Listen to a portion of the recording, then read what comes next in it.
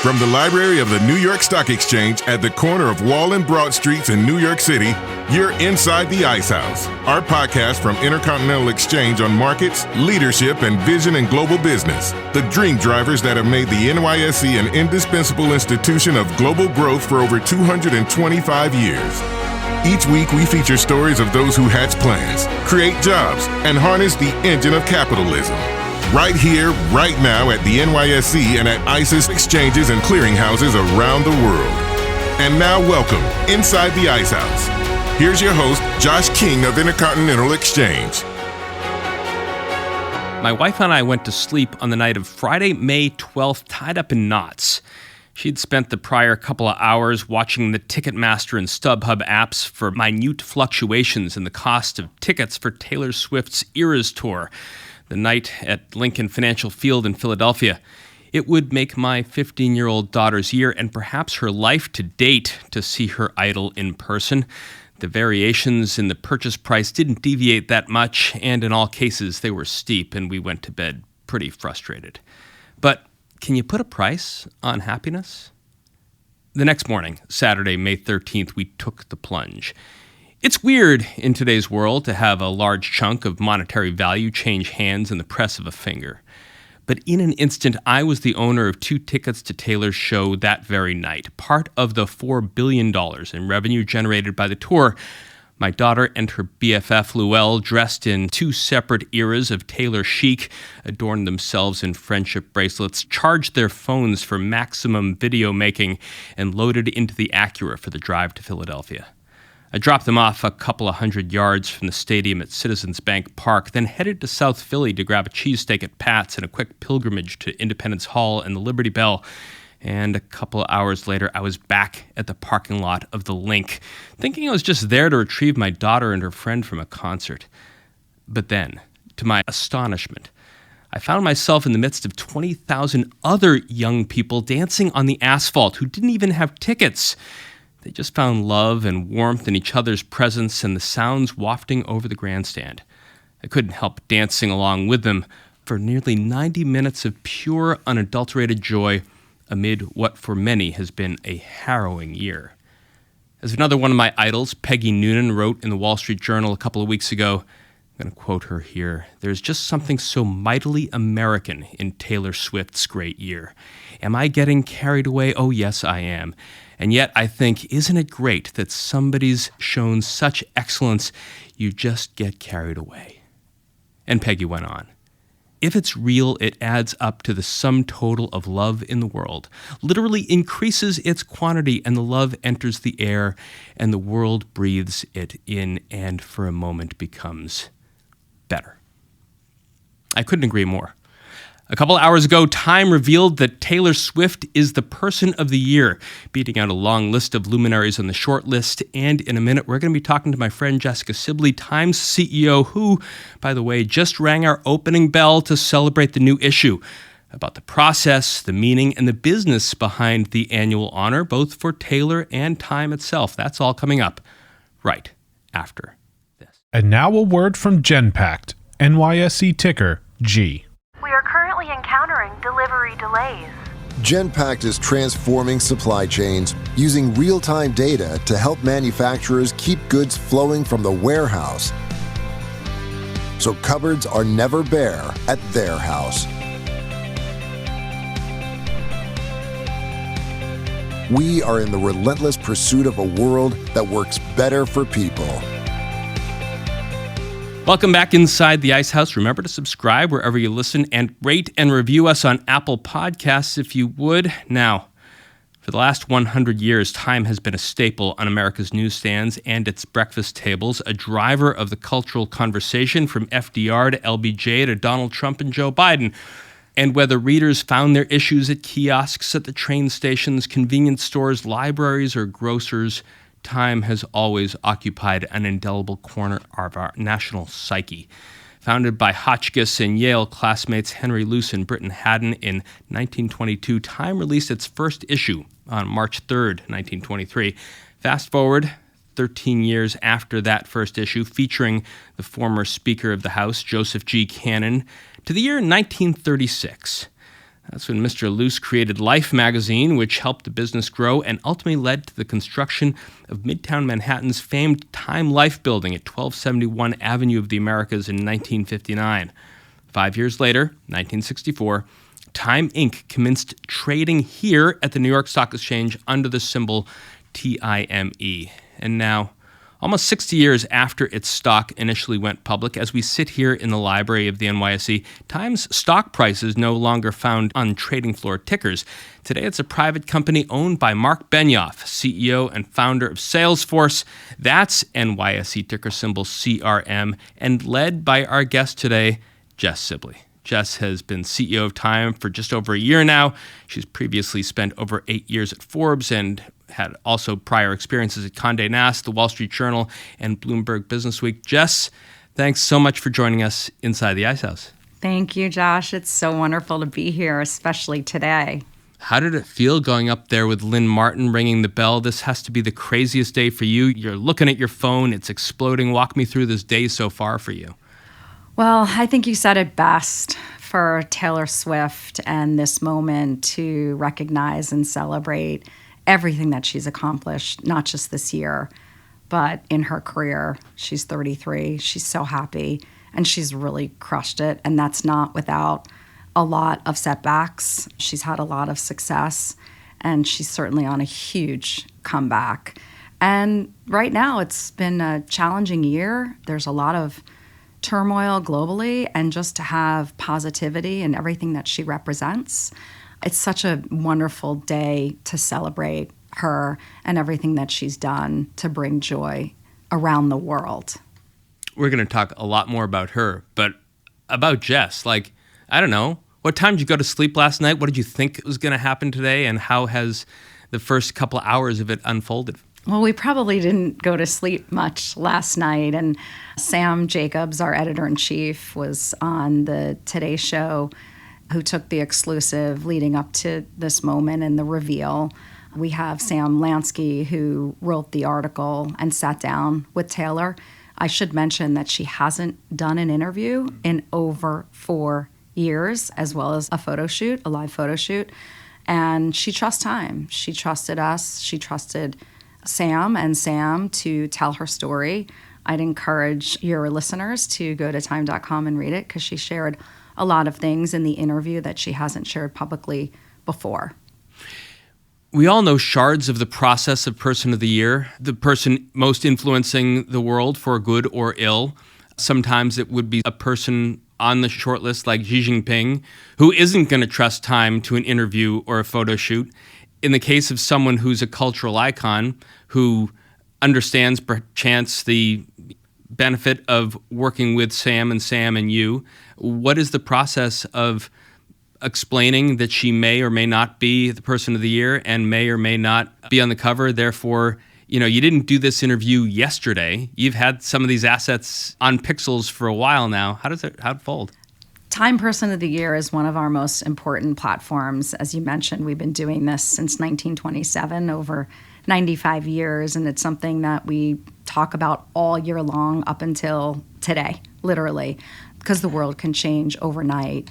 And we started to talk to Taylor Swift and her team in the fall, and there are no guarantees, and we make that transparent and clear during the entire process.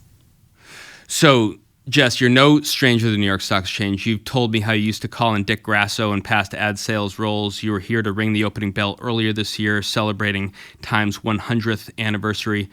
1 year down for you, whirlwind or trial by fire? Both.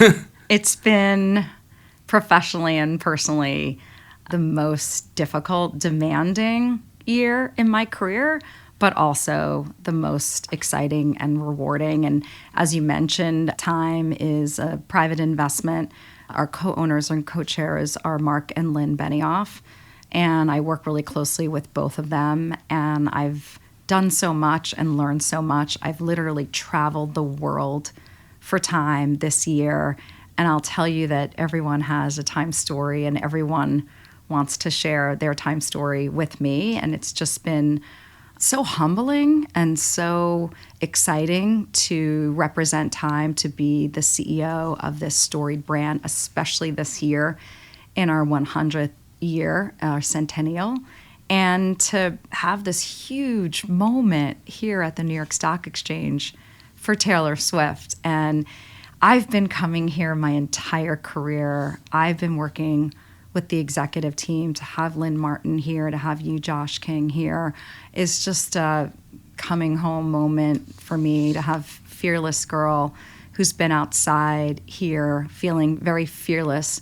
early days in my career, coming here to meet with Bob Zito and Dick Grasso and many of the other incredible executives that have led this institution.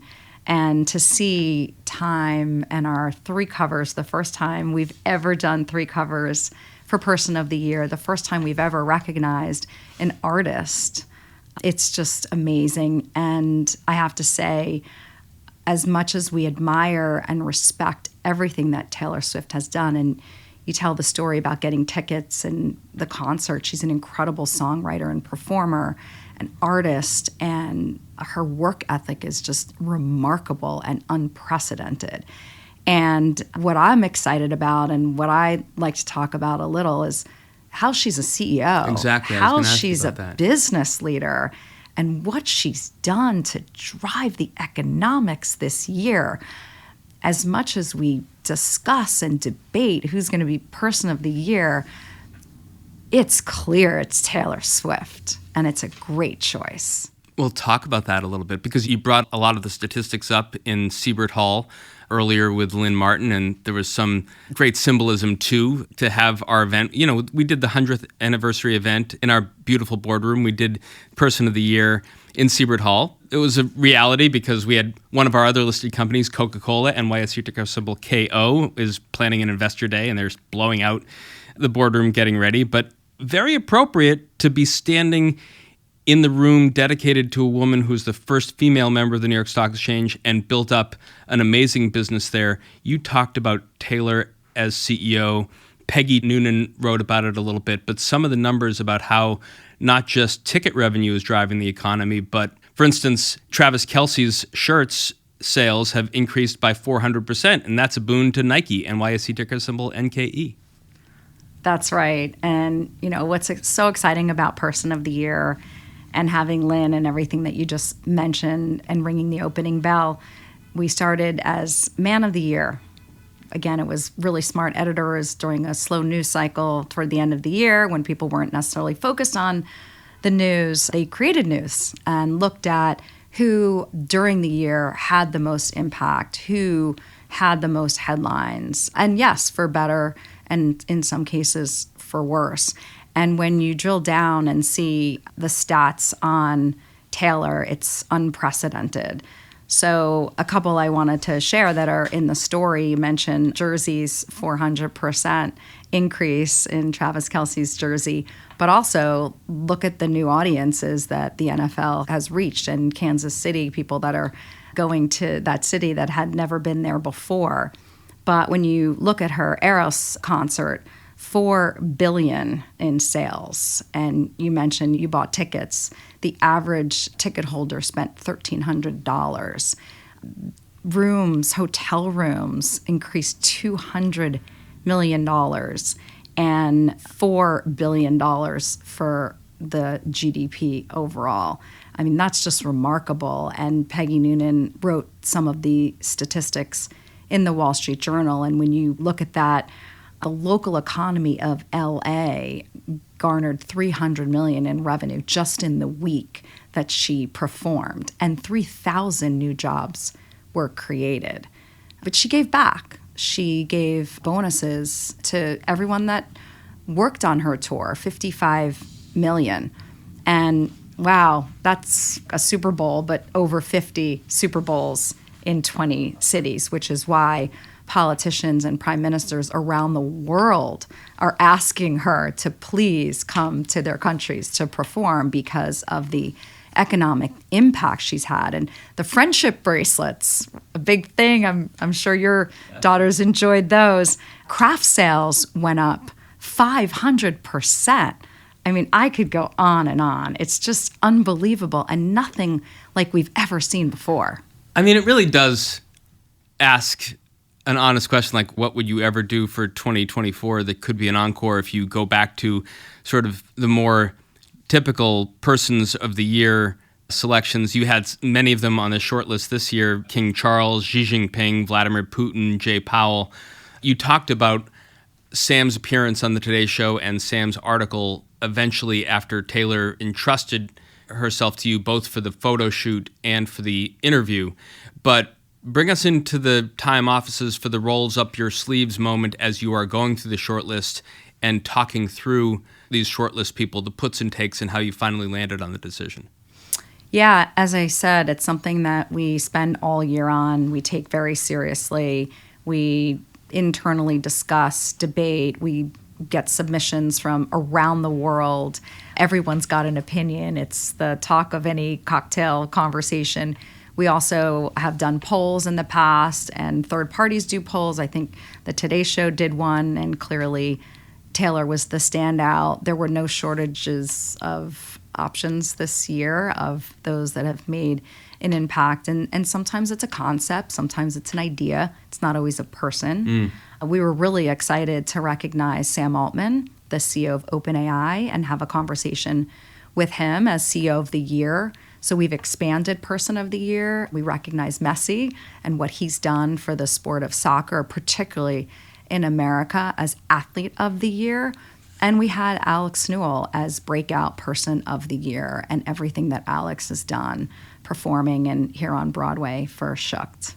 Absolutely. And maybe at some point, a CEO of the year might have been Mark Benioff, but you mentioned the investment of Mark and Lynn in Time. And, he bought the company in 2018. I saw him at your Time 100 conference at Jazz at Lincoln Center and also the Time 100 Next event a couple of weeks ago.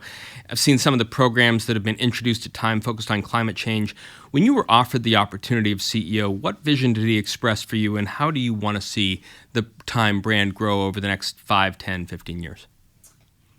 Look, Mark is one of the most incredible CEOs of our lifetime. I'm saying not top 10 or top 5, like top 3.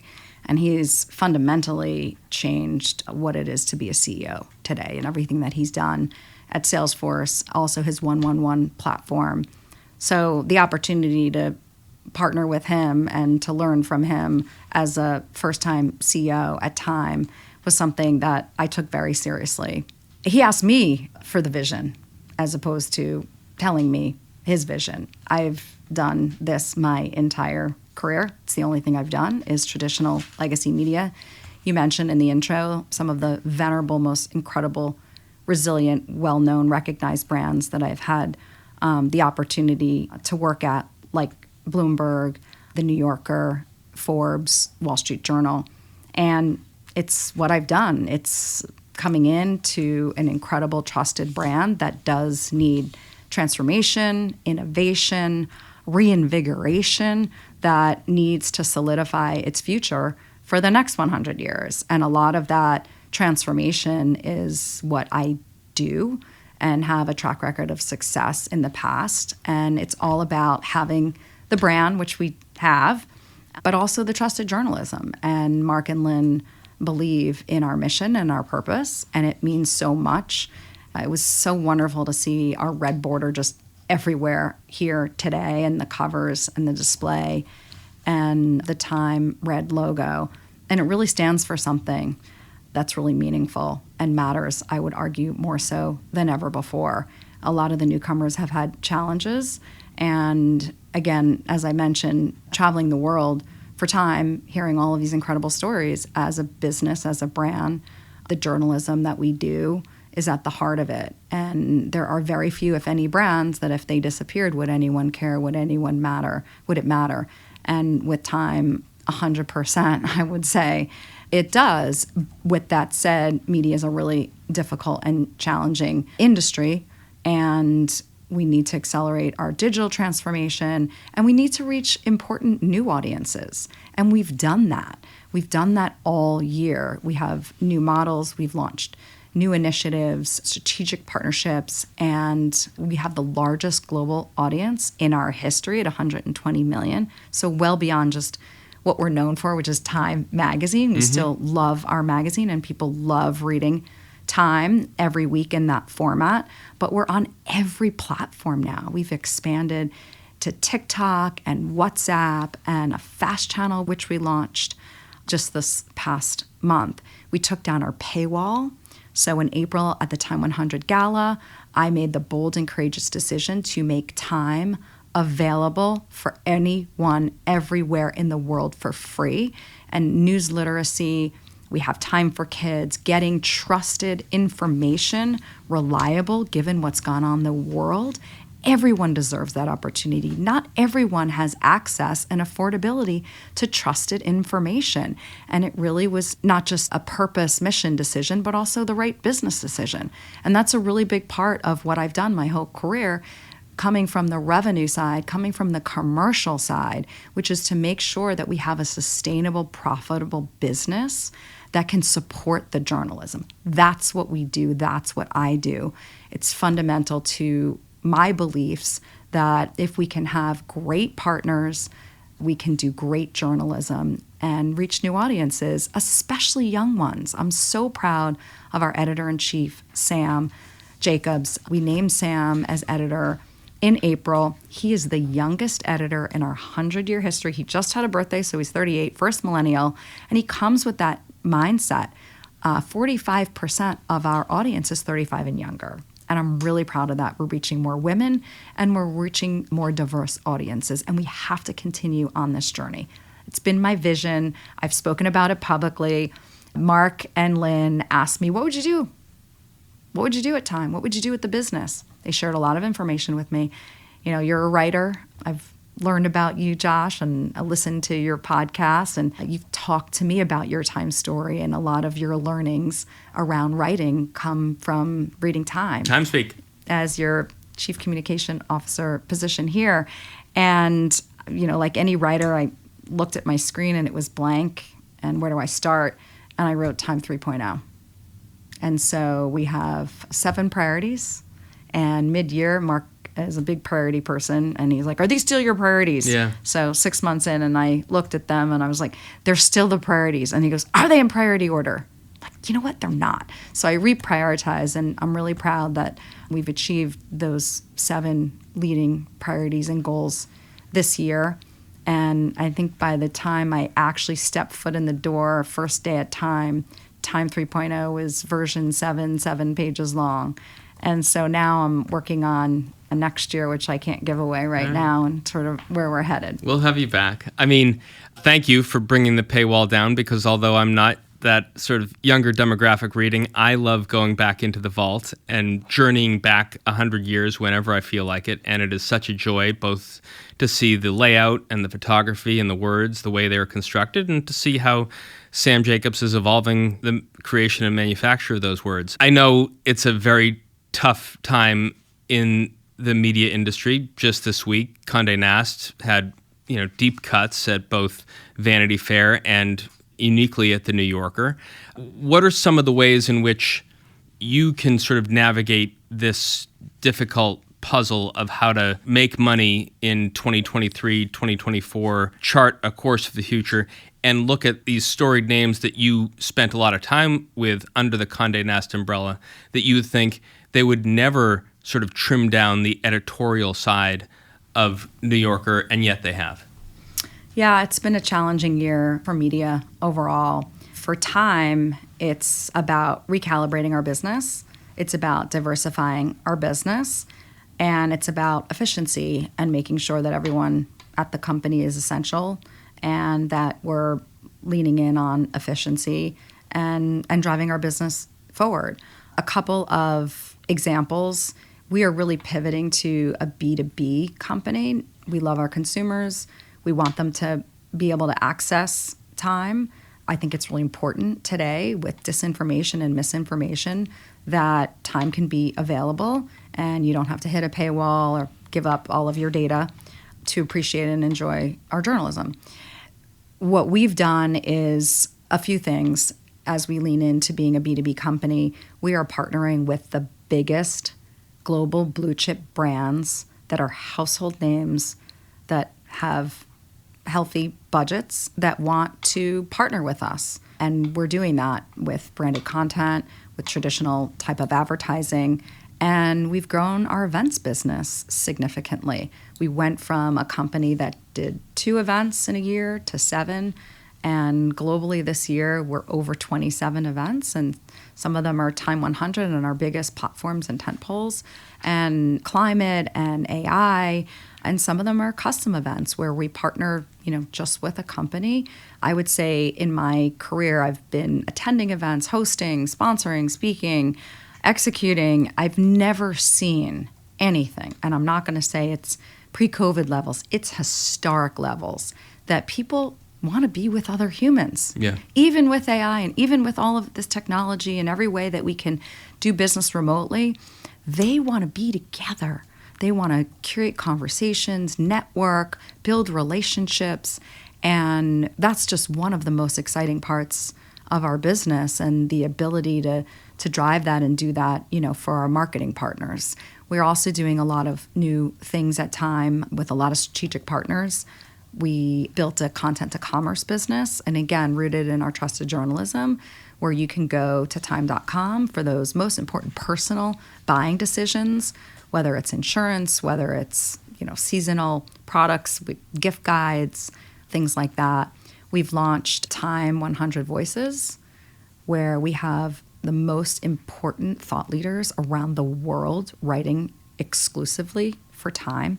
It's a new business model. It's a new editorial model. We launched with Richard Branson, Oprah Winfrey, Ariana Huffington, Angelina Jolie, Lindsey Vonn, Ray Dalio, Bill Gates, Melinda Gates, Jose Andres. I could go on, but we're really proud of what we're doing. And it's pretty simple in media. You have the brand, you build the content, right? You drive the content or the journalism, which drives the audiences, that marketing partners.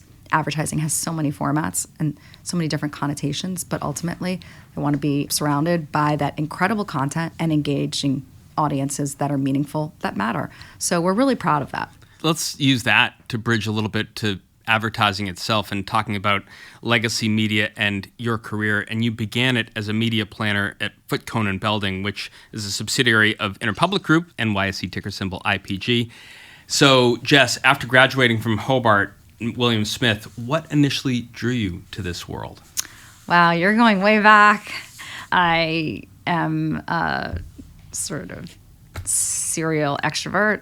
I love people. I grew up as an only lonely child. And I had a father, may he rest in peace, who had an incredible career in advertising, in sales at Forbes for many years. And he just gave me a world and a life that my mother and I could never have dreamed of. And I always admired that and looked up to that. And really, I also felt that aging myself and my career, I needed to be tied to numbers. I needed to be tied to performance because there was no subjectivity in that. And I also could control my destiny. I felt like if I could drive business, I could control my professional career, my financial career. But I couldn't get into sales because it was like, well, you don't have any sales experience, so you can't get into sales. Like, well, how do I do this? And I also have always been self-made, and I really wanted a career so I could just make sure that I always paid my bills and didn't have to ask anyone for money ever. Yeah. And I refused to graduate college without a job, so I hustled while I was a senior at Hobart, and I figured that if I could get a job in advertising on the buy side, on the media side, I'd have a chance to potentially one day cross the desk, but I'd meet everyone in sales. Everyone would come as a media buyer, media planner, and give me time. And I would learn, at least by meeting with individuals across the desk, sort of the good, the bad, and the ugly. Sure. And I chose that path. I wound up starting cold calling in rural Maryland and door-to-door selling in rural Maryland, as I mentioned, in local magazines. And I started from there and just haven't looked back ever since. This industry, represented by men like Henry Luce and Britt Haddon, had historically been a male-dominated field. You even mentioned this morning that the issue was Time's Man of the Year until 2000, if you can believe that. And while I would say, just from the outside looking in, industry has become much more diverse, a large portion of your over 30 careers come when that wasn't necessarily the case. From your observations, how has the field changed as newsrooms and sales teams grow with differing opinions and differing experiences? I mean, even the photographers who shot Taylor for your issue were a husband and wife team. Yeah, the world famous photographers. It has changed, and working at incredible media companies like Bloomberg and Dow Jones, there were most times, not just many, where I was the only woman at the table or in the room. And I always looked at that really positively, and that I was at the table and in the room, and that was amazing. And I never felt uncomfortable about that at all. And I've brought women along with me. Just in the last year, Josh, our women leaders, we're about to put out our statistics at the company, went from 46% to 60%. So I'm really proud of that. And there are incredible women leaders that are running media companies, that are running newsrooms today, and so many that I know closely and that I admire. Rashida Jones, Meredith Levian, Emma Tucker. And it's changed. It's changed necessarily. I still would like to see more women as CEOs for NYSE listed companies. Sure, absolutely. So when you look at the Fortune 500 out of 500 companies, it's like 10%. I think globally it's even lower, and that's at an all-time high. So there's a lot more capable women that should be at the helm as a chairman, CEO, or members of boards. You alluded to the good and bad and ugly of the advertising world and the media world. And there's a scene, I don't know if you've seen it in the third season of The Morning Show, where UBA News Division President Stella Bach, played by Greta Lee, has to seem to drink some ad buyers under the table to make a key sale after network upfronts. On the buy side, what's the state of the ad industry today? You thanked two of your big partners today, both Macallan and American Family Insurance. Yeah, for us, we have ongoing top-to-top conversations, relationships with our marketing partners. I think that's really important, that we are not in the business, as we pivot to a B2B company, of just selling inventory and selling banners and ads on our site. We want to create incredible programs in partnership at the highest level, chief marketing officers, CEOs, to help drive their business. And I think American Family Insurance is a great example of that in the partnership that we've created, Dreamer of the Year. And I'm really proud of that work. And again, we work directly with the top executives, both on the agency and at the customer side, client side. We do that with Hans Vestberg, the CEO of Verizon, and many others. And that's really, really important, so that we're not just... It was great to hear Hans at the Time 100 Next event, and great to have his perspective as well. Yeah, and he and I work together. I mean, everything that he's done with digital equity, digital inclusivity, and making sure that through the World Economic Forum and the Edison Alliance, the commitment that he's made, not just as chairman and CEO of Verizon, but as an incredible world leader with a really big platform, that accessibility to affordable technology is critical. It's critical around the world, not just for education or news literacy, but if there's a climate event, if things aren't going well, you need help, and you need to be able to access technology to do that. So he really inspired me. Those are the kinds of things that we're doing. We're going into high impact, high value, not just selling inventory because people are coming to Time.com. We're excited about Time.com today because a lot of people are coming to Time.com, and that's the Taylor effect. I think there's going to be a lot new issues being sold, and I mean, are you looking at minute by minute sales numbers? Because you've got this sort of visual code that people can sort of click on their phone and just buy any one or all three of these issues. How does that work? Yeah, I'm really excited to introduce Flow Code. So Tim Armstrong, who's an incredible media icon, I was introduced to Flow Code actually at Cannes when I spoke on Shelley Zalis's female quotient, Mantle. So this was not a panel, it was a manel, and it was all men. I was the moderator, and Jim Norton was on the panel, and he introduced me to Flowcode, and it's really a QR code, but it's branded and it's beautiful, and we worked together. He didn't know who's Person of the Year, and he didn't really know what was going to happen, but he trusted me, and I wanted to do something, as I said, new and innovative. So we branded this beautiful QR code in the Time, red and black with Person of the Year logo. You can take the QR code, hold it up to outside here in the billboard. It may be outside our building right now as we speak. Take your phone if we show it on television. And then, of course, in our magazine, you just take your phone. It'll take you to a link. You can buy one issue. So we have 3 different covers. And the Swifties, I think they want all 3. You can buy all 3. You can buy one. And you can also subscribe.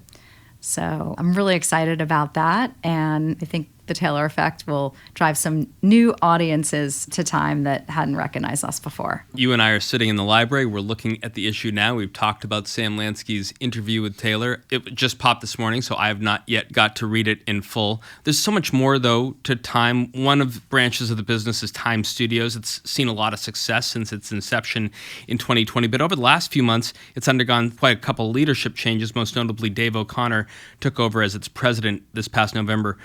How will Dave's coming on help Time Studios, and what's your vision for that part of the business? Yeah, we're really excited about Time Studios, our TV and film division. It's about storytelling, which is what we do at Time. We spotlight the incredible individuals, the incredible ideas that are changing and really building a better future, and in new formats, documentaries, docuseries.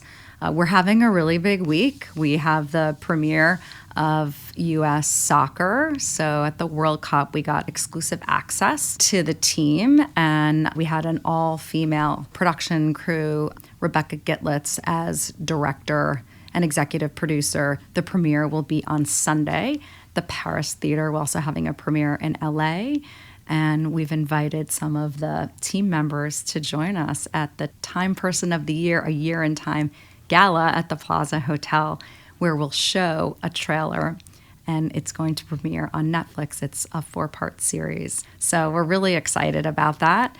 And we see so much more opportunity based in not just Time's own IP, but those that really trust us and want to tell their story with us. As we're on this medium of podcast, I have to ask you how your venture into podcasting is going with the weekly cover. Yeah, we love our podcast. It's Person of the Week. Person of the Week. So Person of the Year, we do a weekly podcast, and we have a great team that's doing that. We love audio. We think that that is a really great format where we're working to get every article, every piece that we post translated and also in an audio version. Absolutely. I consume so many well-written articles through audio, whether it's Apple News or the Times audio app and what you guys are doing, but I think more people are trying to consume as much as they can on the go and like to hear it not read by an autonomous voice, but by a real theatrical actor, a person who really knows how to put the Time speak into human voice.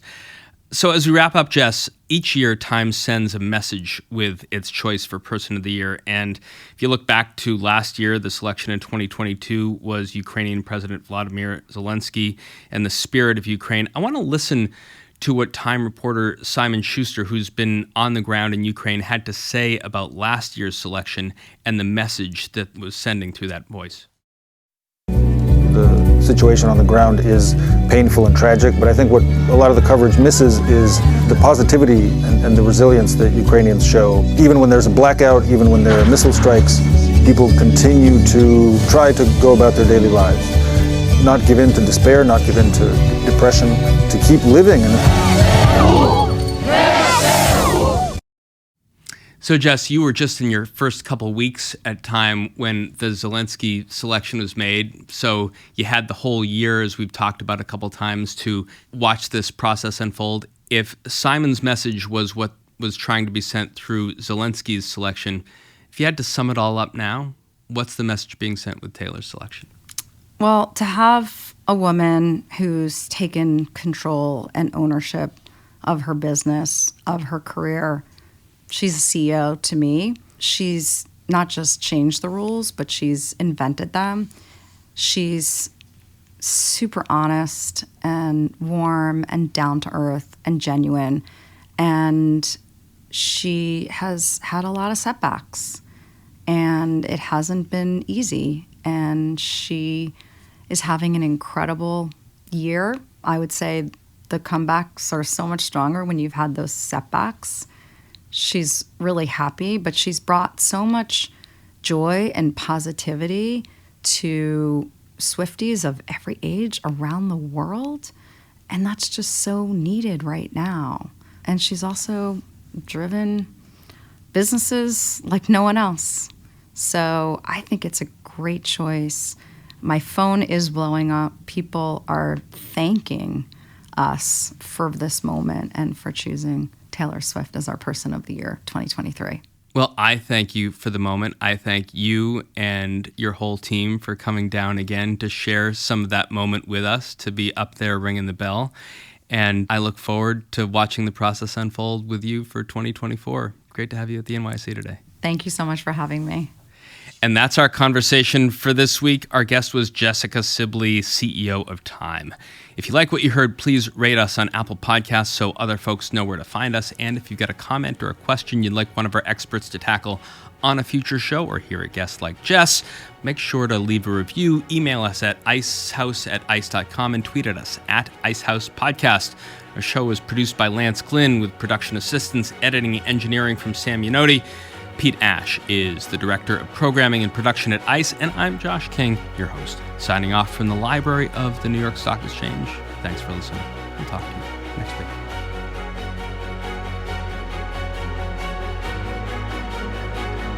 Information contained in this podcast was obtained in part from publicly available sources and not independently verified. Neither ICE nor its affiliates make any representations or warranties, express or implied, as to the accuracy or completeness of the information, and do not sponsor, approve, or endorse any of the content herein, all of which is presented solely for informational and educational purposes. Nothing herein constitutes an offer to sell, a solicitation of an offer to buy any security, or a recommendation of any security or trading practice. Some portions of the preceding conversation may have been edited for the purpose of length or clarity.